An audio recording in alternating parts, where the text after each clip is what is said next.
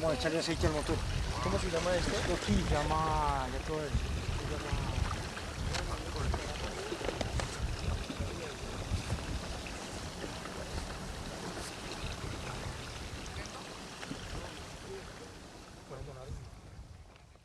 Aquí es Puerto Nariño.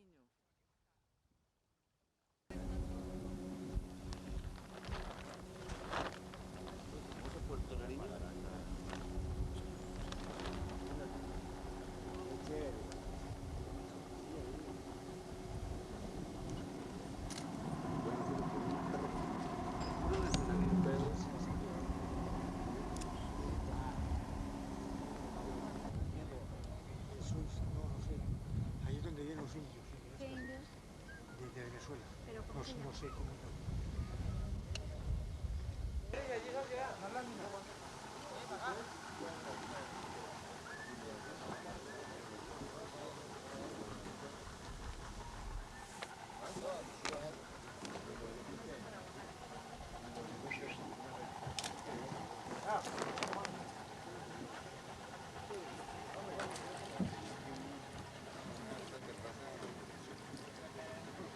Ángel, arregle aquí para que afuera, la mira por aquí.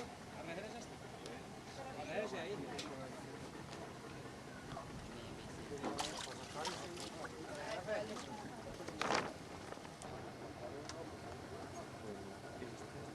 Vamos a meter esto aquí porque necesitan ese nivel y después la pasamos para ahí. Salió el primer contingente de Bogotá y llegaron, se embarcaron ahí en Puerto López, antiguamente que llamaban eso Puerto Limón, me parece. Puerto Barrigón. Barrigón. Y en una lancha que era de la transporte que había para Carreño. Esos llegaron y se trambucaron en una parte que se llama la Vuelta de Mitimiti. ¿Eso queda muy abajo de Puerto López? Sí, bien abajo. Ahí se me ahogaron 40. ¿Y cómo? ¿Por qué se ahogaron, don Roberto? Pues hubieron tantas versiones que parece que eso fue por hacer un autorrobo. Habían mandado una plata para la comisaría y apareció la urna, pero la plata no apareció en la urna sellada. Entonces el capitán yo creo que según parece está de acuerdo, entonces llegó y se incrustó con un palo. Pero se dice que era que los policías venían y vieron unos caimanes, No, es que eso era que el Meta en ese tiempo no había venido la caimanera. Y el caimán en el Meta era tan común como el desayuno diario de uno. Por eso, pero como eran guates, era gente que no conocía el llano. No, ya había gente que conocía, ¿sí? Y que conocía pero eso también influyó, pero no tanto influyó fue el dinero que venía en la lancha, para la comisaría. Entonces ahí se ahogaron un capitán, no recuerdo el nombre del capitán, y 47 policías. 47 policías. Sí, eran más de 50, era la dotación que venía para Carreño. Bueno, y ese primer contingente, cuénteme, ¿venía a qué? A recibir eso de Carreño casi. Todavía eso aquí dominaban los venezolanos, este pedazo del Bichada. Lo que es el Bichada casi, la mitad de lo que es el Bichada. Pero ellos pretendían ¿hasta dónde? A Carreño era su base.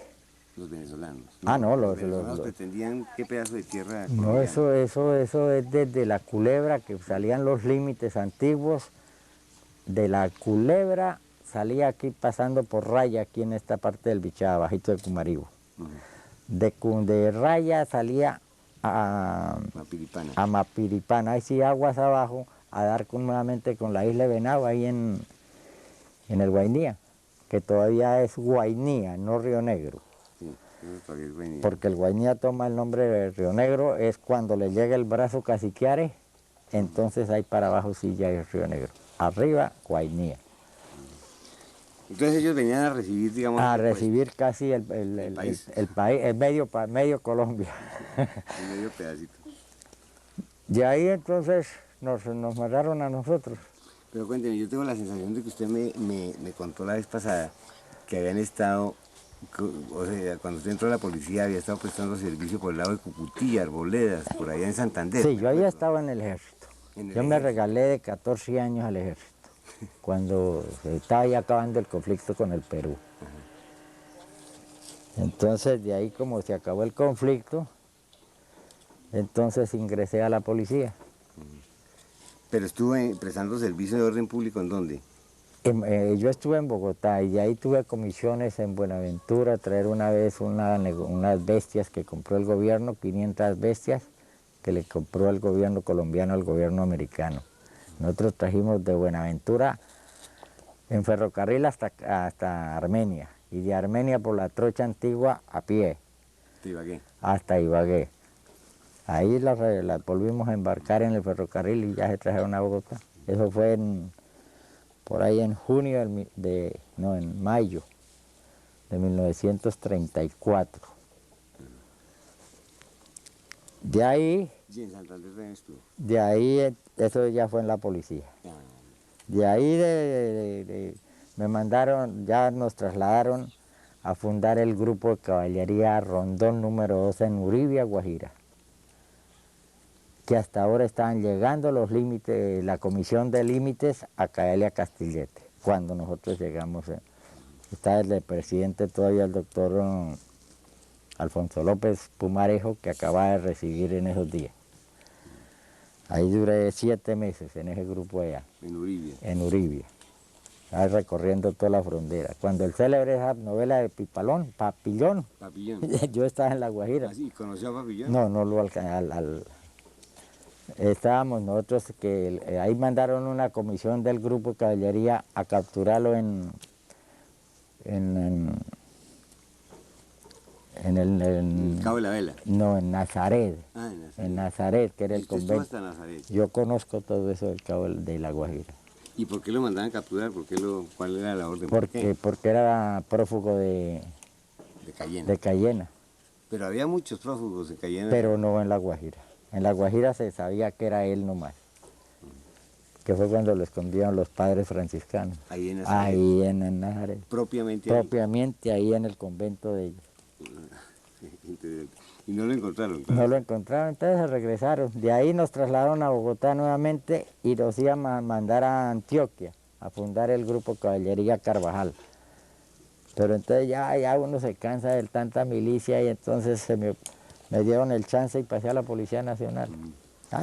Me enemisté con la familia, pero me metí a la policía. Porque todos sus antepasados eran generales. o Todavía, Todavía. ahorita tengo un sobrino que es el secretario del Ministerio de la Defensa, mayor general, sea, ajá, Luis. Rodríguez. Y Bueno, de allá me trasladaron en una comisión cuando estaba todavía los problemas en el norte de Santander. Entonces nos echaron para allá 100 hombres, ¿a qué lado? a Cúcuta, ¿Y qué problemas había ya? políticos. Pero cuéntenos un poquito. O sea, Era una política que había eso era una... estamos en el año 37, 38. 34. 34. Estábamos ya en el, Ya en el gobierno de Olaya. gobierno de Olaya, que fue del 34 al 35. Es que esa violencia es muy importante porque fue la primera violencia La política. primera violencia política que hubo, que ahí mandaron a pacificar eso cuando mandaron al mayor Carlos Matamoros. Y un coronel, era mayor todavía de la policía, Asa Terán. Después fue un mayor Galvis. Cuando yo llegué ya era el mayor Galvis ahí. Ahí en Cúcuta duré un mes. Pero la pelea, ¿cómo era? ¿Fue que los godos se rebotaron? ¿O cómo Entre conservadores y liberales. Eso era plomeo en esos pueblos por todo eso. Sí, pero es que hay dos posibilidades. O que los godos se hubieran rebotado porque había subido el liberalismo, o que el liberalismo hubiera tomado revancha contra... Parece creer que fueron los conservadores que se sublevaron cuando ya... Usted es demasiado liberal, don... No es eso. No es eso porque es que uno lo ha vivido. Se sublevaron. En Cucutilla, Arboledas. En Cucutilla, Arboledas, Chitagá, Mutiscua, Bochalema, la playa Cáchira. Cáchira yo lo conocí ya muerto, al célebre bandido que llamaban Bigotón, que esa era orden de nosotros que donde lo miráramos, él cargaba una cuadrilla, pero ese sí era robo y hacía de todo. Godo. Violación, ese no tenía, él no tenía afiliación política. Entonces ya es lo mismo en eso de Sardinata, allá los dirigía hacia el oriente. Ahí eso ya mandaron esa vez, el capitán ese Matamoros mandó un batallón y fueron atacados, dicen que la mayoría eran dirigidos por un padre Ordóñez. Y ellos atacaron ahí en el puente de las Mercedes. Ahí murieron como 5 policías y como 7 soldados. Y por los lados, como eso es loma, por lado y lado, entonces ahí también eso, en ese tiempo fue cuando llegaron las primeras ametralladoras Choarlos. Y ahí barrieron esas, y eso bajaba gente pero sin cabeza, al río Sardinata. Y ahí nos sacaron. Todos, los que bajaban por Ahí sí caía el que estaba en la loma, ahí no había... Lo mismo esos caminos de herradura entre Cucutilla y Arboledas o por San José de la Montaña. Esos eran caminos que usted llegaba y encontraba los palos eran quemados, de donde habían sido casas, fincas abandonadas. En los pueblos de noche uno sacaba el valletón en una esquina y si no le hacían un tiro al valletón, entonces podía pasar uno la esquina de la callecita y podía pasar uno tranquilo. Hasta que así, al fin ya fue tanta... Hicimos Palmeta entonces. Y entonces, ¿cómo armaron el segundo contingente? Ese lo armaron de todas las divisiones. Y a mí un teniente me dijo, ¿usted quiere conocer el llano? Le dije, pues, como decían que el llano era una belleza, uno se podía conseguir una viuda con plata. Dije, vamos a buscar una. Entonces nos echaron por aquí para el Bichada. Llegamos a Carreño, ya en avión. Ese ya nos bajaron, fue en avión. Llegamos a Carreño, y ahí nos repartieron. A mí me tocó el corregimiento de Yamanabén. Allá llegamos 20 hombres. Ya ahí estaba este señor Nepo Patiño. ¿Ya estaba Nepo? Sí, estaba este señor Lazo, que nos volvimos a encontrar después. ¿Pero Lazo no venía con ustedes? No, en el primero. Lazo es el sobreviviente del primero. Sí, no, de los sobrevivientes del primero quedan 2. Pero como allá habían unos en Carreño, que habían bajado por el Lancha también, porque ellos bajaron todos. Entonces nos volvimos a encontrar con Lazo aquí en Amanabén. Él era ya corregidor ahí, se había retirado en Amanabén. Ahí estaba Patiño, Lazo. Bueno, ¿y Patiño cómo llegó? También en la policía. Pero del primer contingente, de Lazo, vea, Lazo es compañero de Patiño, de Castillo, de uno que llamamos el Loco, el Loco Castillo, Luis Herrera, Chacón, Devia, uno que vive en Venezuela, que todavía vive. Porque esos sobrevivientes, de los que nos quedamos por aquí ya no quedan más sino ellos, Chacón, Lazo, Devia, el Loco Castillo y Patiño. Del segundo está Jerónimo Gallo allá arriba, de los compañeros míos. En San José. En San José. Risi en Carreño. Otro que está, me parece que por ahí en el Meta, Moreno. Y yo. Ya no quedamos más nada, ya los otros han muerto. Bueno, y entonces, ¿cómo comenzó su vida aquí en el... Bueno, a mí me mandaban a Namanabén. El correo de nosotros era un indígena cuiche, que todavía vive, Rafael Cuiche, y un capitán Piaroa que se llamaba, que murió hace 20 días. Porque lo supe porque este Juan el enfermero de aquí, como es de esa misma raza, me dijo, no, murió hace como 20 días. Ellos eran los correos de nosotros. Que ellos eran que le traían las oficios que nos mandaban de Carreño cada 6 meses, porque eso era lo que gastaba el correo. Venir y regreso 6 meses, de Amanabén a Carreño. Ahí nos traían la roba de arroz, los cigarrillos y dinamita, que era lo que le pedía uno allá para pescar con dinamita, porque todavía no sabíamos pescar con anzuelo. Eso fue en el año 37. 37. Ya en el 37, 37, porque el 35 lo pasé por el Ya norte para de Santa terminando López. López Pumarejo. Bueno, de ahí entonces yo estuve por allá en esos días que allá estuve yo en comisión en Bogotá. Me volvieron otra vez a traer para acá. Yo estuve ahí ya bajé aquí a la boca del Bichada. Ahí me enfermé y me fui para Carreño. Volví otra vez para Bogotá ya en el 47, sí, terminando el 47.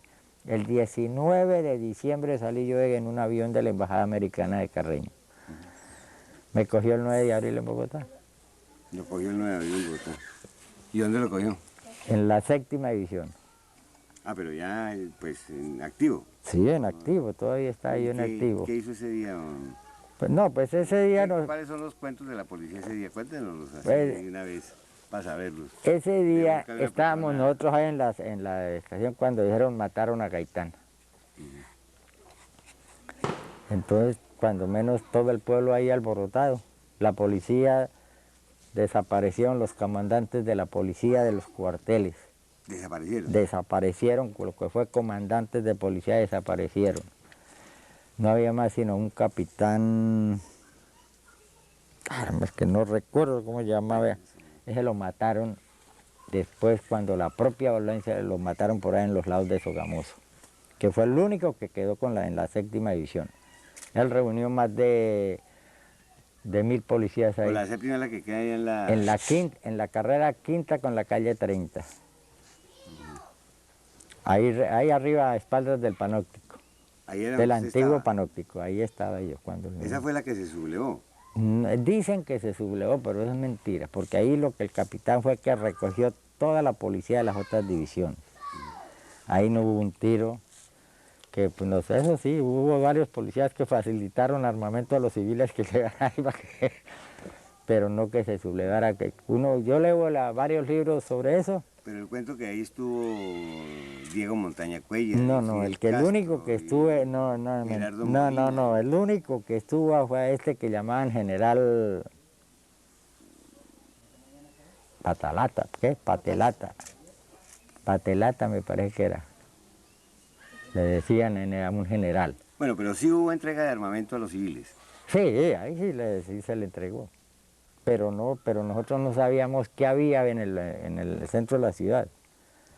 Y cuando ya por la tarde miramos fue todos esos incendios. De ahí nadie salió a la calle a hacer un tiro. Y la prensa y de todo el mundo dice que de la 7ª esa gente se sublevó. Mentiras, yo no sé de dónde sacaron eso. ¿Pero cuál se sublevó? Que la policía. Pero No, si fueron todas las divisiones. Es que las de la 1ª, de la 2ª, de la 3ª, de la 4ª no quedaron sino los cuarteles desocupados. Entonces el capitán ese atrajo casi toda la policía, se llegó allá. Entonces la sublevación fue esta, cuando llegó al otro día, a los 3 días, llegó el señor ministro de gobierno que ya era Darío Echandía, el general Montero, que había sido director de la policía. Todo el mundo lo quería él. Llegaron y pidieron juramento de lealtad al gobierno, entonces dijeron nosotros, no. De ahí fue el motivo para dar de baja a toda la policía. Chivas, ¿y el general Rébulo Gaitán? No, ese no, ese era de caballería. Ah, él era de caballería. Él era de caballería, sí, del ejército. Él fue comandante mío en La Guajira. A todos los gaitanes los conocía, a Rébulo, a Luis. Entonces ese fue juraron lealtad al gobierno. No juramos lealtad ese día al gobierno. A los 3 días de ese baja don Raimundo y todo el mundo, territorios nacionales, todo el mundo de la Policía Nacional Colombiana fue a de baja. Y entonces usted se vino para acá. Entonces, yo duré, de ahí salí, como tenía los hermanos, los familiares que eran medio pesadito. Entonces me consiguieron un puesto en la fábrica de municiones, ahí en San Cristóbal, en Bogotá. Eso a hablar de armero, yo sin saber nada de eso, pero allá me metieron. Cuando Rojas Pinilla era el director, ¿o no? No, no, el director estaba un mayor Y ahí estuvo de armero. Santa Cruz. Duré 3 meses lavando pedazos de fusiles. Dije, no, esta no es la vida mía. Vendí lo que tenía en Bogotá y para el llano, por este Bichada abajo. ¿Otra vez a Manaví? Otra vez a Manaví. Bueno. De ahí ya el Nepo Patiño me dio trabajo en a sacar chicle. Pero hay unos personajes que usted nos contó muy interesantes. Por ejemplo, don Carlos Palao. Don Carlos Palao, ese fue como dicen... ¿Cómo fue la vida de él? ¿Usted qué Don Carlos, yo lo conocí muy a fondo.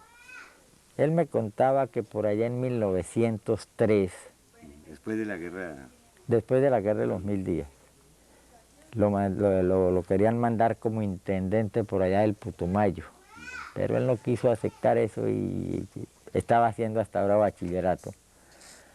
Entonces él se vino y ya estaba el auge del caucho. De él entró que es que por Mocoa y se metió abajo a trabajar en la casa Arana. Allá siguió de contabilista de la casa Arana. Bueno, y todos esos crímenes que cuentan de la casa Arana, ¿qué contaban don Carlos? Eso sí, él me decía, eso no se apunta, porque él tenía el habla del puro rolo colombiano, de bogotano. Él no era, él era antioqueño de Risucio, pero toda su pronunciación era de rolo bogotano. Mira, chico, uno no cierra los ojos para apuntar. Y cuando un indio se nos picureaba, como nos sacábamos el winchete, era así. ¡Tan!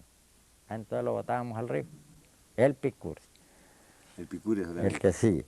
El que no quería, pues entonces decía, pues se le ponía por aquí una muesquita con un hierrito chiquito que teníamos en el brazo. O le quitábamos un pedacito de oreja para la seña. Eso sí dice que eso era verídico. Y yo conocí indios, marcados con hierro en la paleta. Y conocí indios con aquí, un callo, que eran los bongueros de las embarcaciones caucheras, porque no habían motores. Y eso sí, el indio sí no es mentira.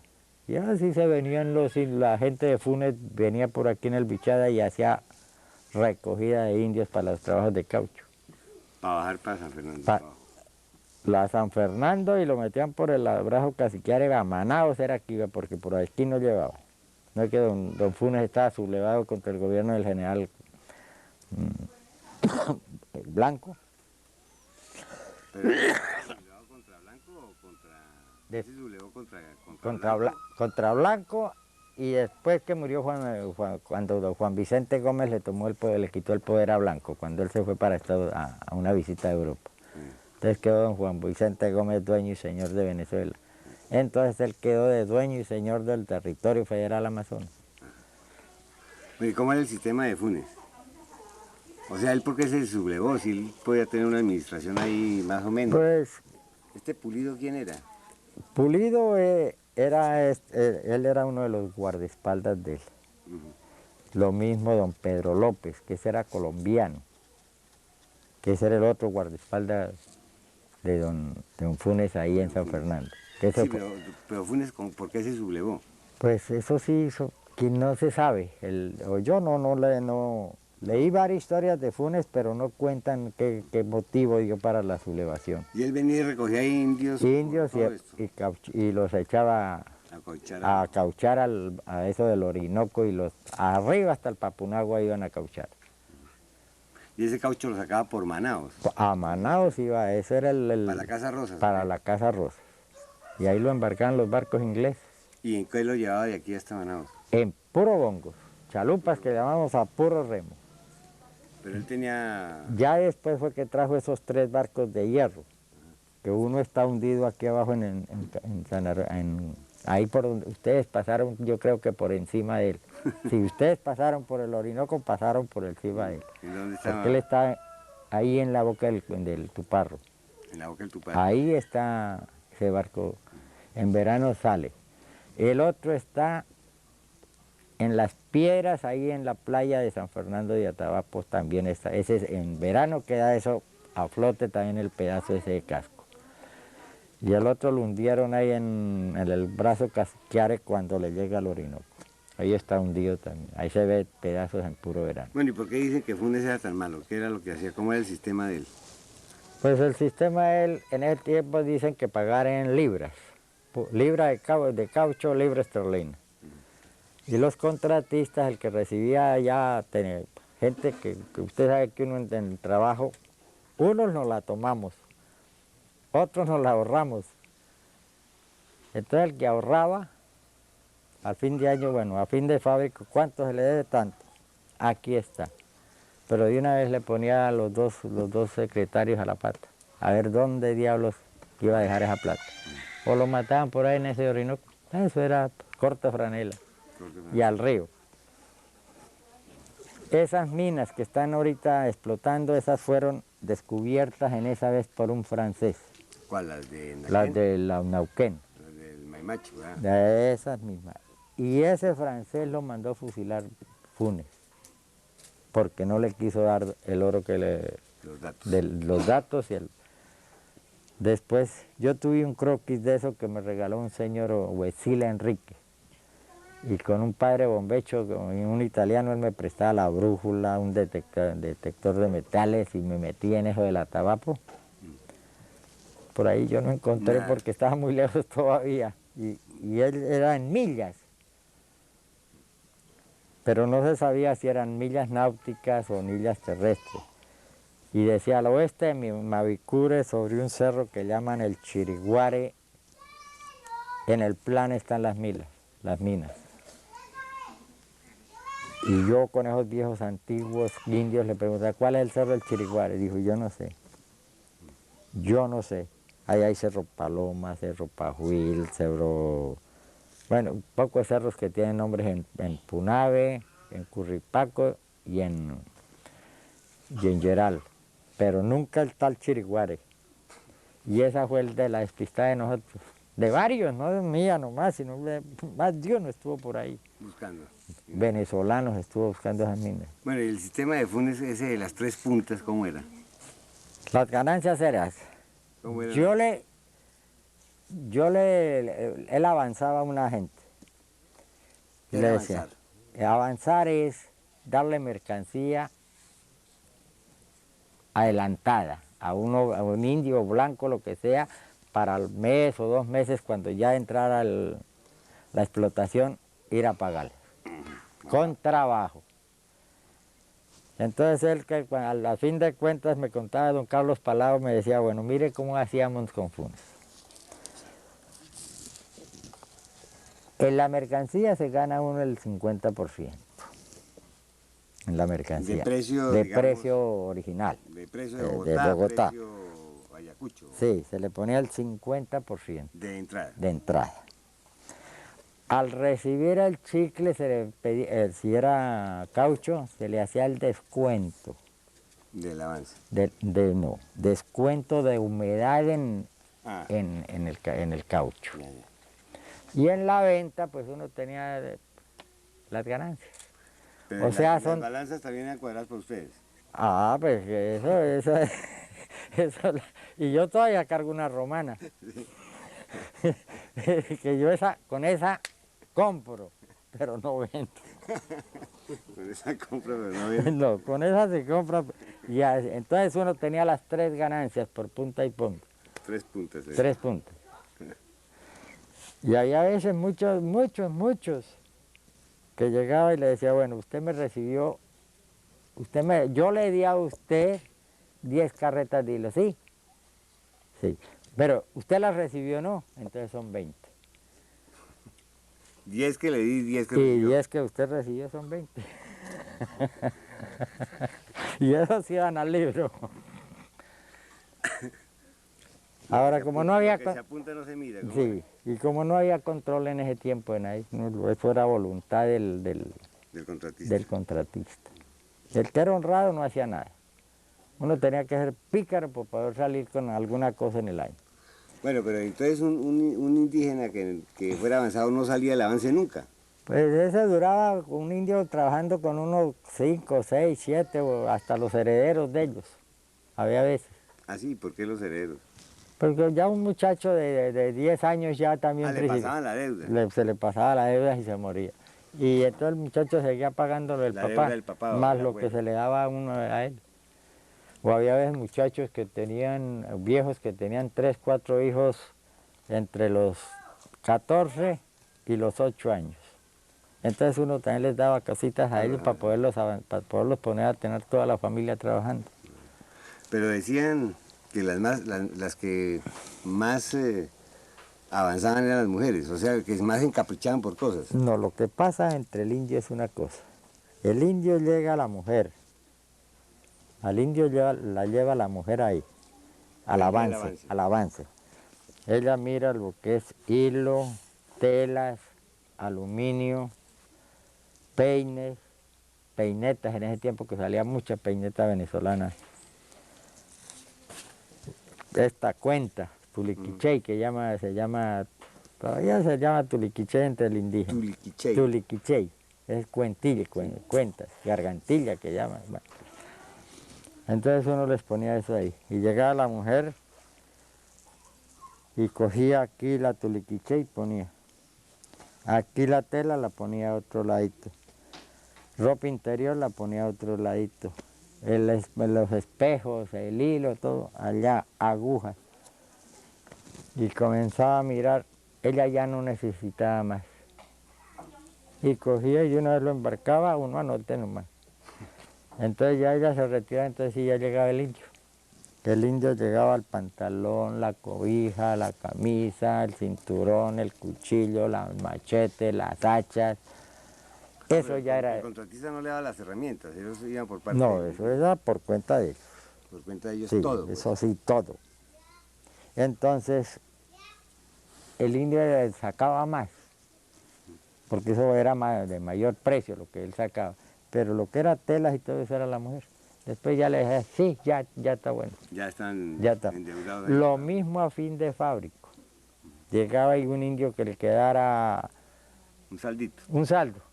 Como no había plata, pues entonces llegaba y llevaba a la mujer. Y llegaba la mujer y sacaba lo que ella podía, de lo que ella le... Ellos no se movían de un Ellos solo- no, de un sitio. eso tiene el curripaco y el piapoco y el punabe, que ellos no se mueven de su sitio sino en el momento que van a trabajar, pero dentro de su mismo río. Y vuelven a ese sitio. Y vuelven nuevamente ahí. Entonces ahí uno los encuentra seguros. Pero ¿No se también rebotaban? ¿Cómo dice? ¿No se rebotaban? No, había veces indios que decían yo no quiero trabajar más con usted. No quiero trabajar, deme mi factura de lo que yo debo. Entonces uno sacaba la factura. Esto es lo que usted me debe, 1.000, 2.000, 3.000, lo que fuera. Él ya había hablado con otro blanco. Entonces uno no le iba al indio y le decía, tome la factura, no. Se iba donde el otro blanco. Le dice, mire, ese muchacho quiere trabajar con usted. Esto es lo que me debe. Dijo, no importa, tome. Entonces se lo pagaban a uno y entonces le pasaba a uno la cuenta, la factura al otro avance para el y otro. entonces quedaba avanzado con el otro muchacho. Bueno, ¿y las autoridades qué hacían, don Roberto? Pero dígame una cosa. O sea, había unos corregidores de indios. ¿Qué hacían esos señores? Había un señor que era corregidor en Morichal. Ese señor se llamaba don Antonio Forero. Estaba con un policía allá, un tal Díaz. El señor era leproso. Que iba a salir del corregimiento a mirar los barracones donde se gastaban 5 o 6 días a canaleta. Y ese era todo el Y personaje. ese era el personaje de ahí, ese era el que leyes para... El otro venía, el otro corregidor desde Morichal, a mitad del río Inírida, el otro corregidor lo encontraba usted allí en Amanabén. En territorio venezolano, en territorio colombiano, pero no en el territorio de la misma comisaría, porque ese corregidor pertenecía al Baupés. Pero como no tenía dónde estacionarse, pues entonces vivía en el Bichada. ¿Y de qué vivían ellos? ¿De la nómina o qué? De la ¿O ellos nómina, tenían negocio? no, de la nómina, y ellos también salían a comprar mañoco, a comprar fibra, o tenían sus 10 o 12 indios trabajando fibra o caucho, lo que fuera, y la nómina ya guardadita el del Baupés, guardadita O en sea, el él Micú. negociaba con todo y con indios también. Con indios también. Eso le tocaba a uno, porque los sueldos aquí no le llegaban a usted, si pasaba 2 años de que fuera empleado de lo que fuera, ahí no le llegaba a usted 5 centavos. Tenía que uno ir a Carreño a cobrar o a Mitú a cobrar.